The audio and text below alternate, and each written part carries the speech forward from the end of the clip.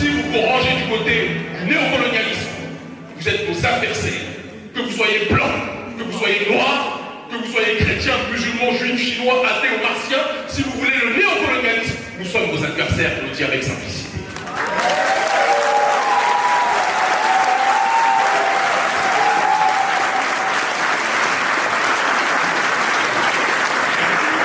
Notre combat n'est pas contre le prolétariat français qui a été traité, on l'a vu lors de la période des Gilets jaunes, comme des nègres par le gouvernement néolibéral de Macron. Bon, il y a nègres et nègres, parce que nous, c'est nègres plus ou moins. Ça, c'est sûr.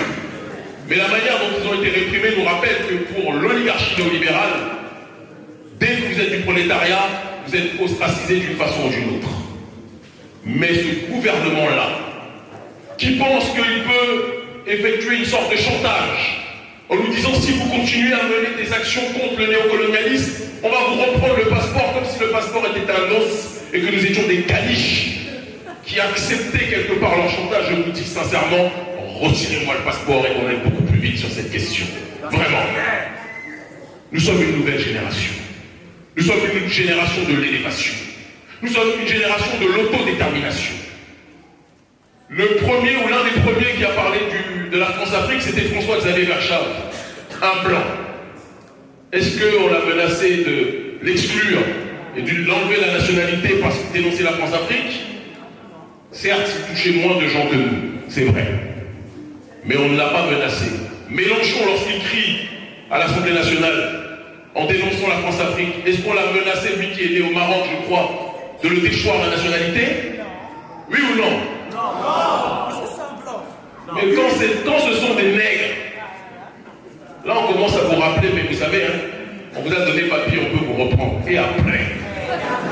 Et après? Et après? Quels sont les intérêts du gouvernement? Dire que nous dénonçons les bases militaires françaises installées sur le continent africain, c'est nuire aux intérêts français. Dire que nous dénonçons le franc CFA et le néocolonialisme qui touche les nôtres et les accords de coopération entre l'oligarchie française et nos dirigeants africains corrompus, parce que c'est trop facile de condamner le gouvernement français si on ne condamne pas nos élites africaines corrompues qui asphyxient nos populations, de Paul Biya à Fornia Sipé, à Patrice Talon, à Mathias Sall de l'impérialisme, à Alassane Draman, etc.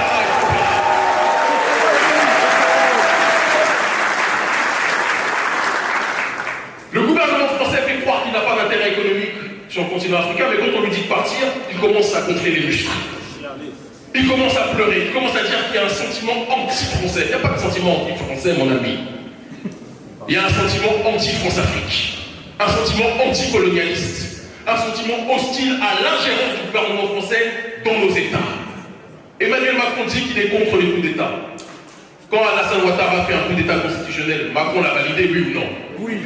Quand au Gabon, le général-colonel, le général Oligi a fait un coup d'État, Macron l'a validé, oui ou non? Oui. Quand au Tchad, Mahamat Kakadémi a fait coup d'État après la mort de son père, que certains disent être un assassinat, Macron l'a validé, oui ou non? Oui. Donc pourquoi il y a un coup d'État qui est validé et il y en a un autre qui ne l'est pas? C'est-à-dire que le gouvernement français agit non pas en fonction de principes politiques, idéologiques, mais en fonction de ses propres intérêts pécuniaires. Et c'est important que l'on puisse le rappeler.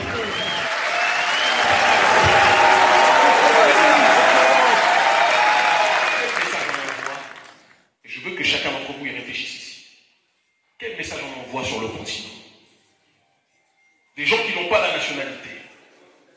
Des gens qui sont obligés parfois de traverser la mer parce qu'on leur fait croire que la France est le paradis terrestre. Que l'Occident, c'est le paradis terrestre.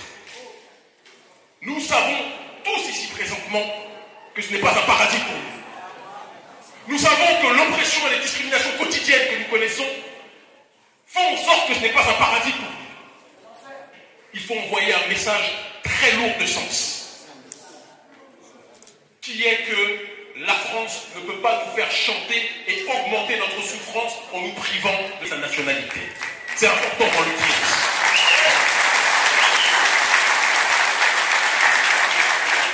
Non, nous ne sommes pas des Français comme les autres. Nous n'avons jamais été traités comme des Français comme les autres ici. Nous avons toujours été traités comme des citoyens de seconde zone ici. Et ils croient que nous dire que nous venons de Bamako, du Bénin, de Guadeloupe, de Martinique, c'est nous insulter. Mais ils n'ont pas compris que notre génération a changé son logiciel. Et que là où vous pensiez nous insulter, en réalité vous nous élevez. Je suis très fier des pays noirs. Je suis très fier d'être pays noir. Je suis très fier d'être un Africain. Je suis très fier d'être un homme noir. Vous ne pouvez pas me punir en me disant que vous me privez de nationalité. Votre chantage ne peut pas marcher avec moi. Ça, c'est le passeport.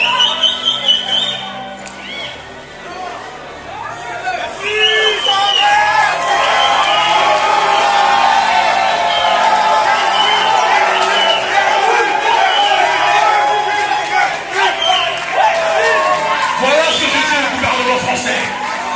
Votre passeport, ce n'est pas un os que vous nous donnez comme si les Noirs étaient des chiens. Je suis un homme noir libre. Je suis un Africain libre. Je suis un Béninois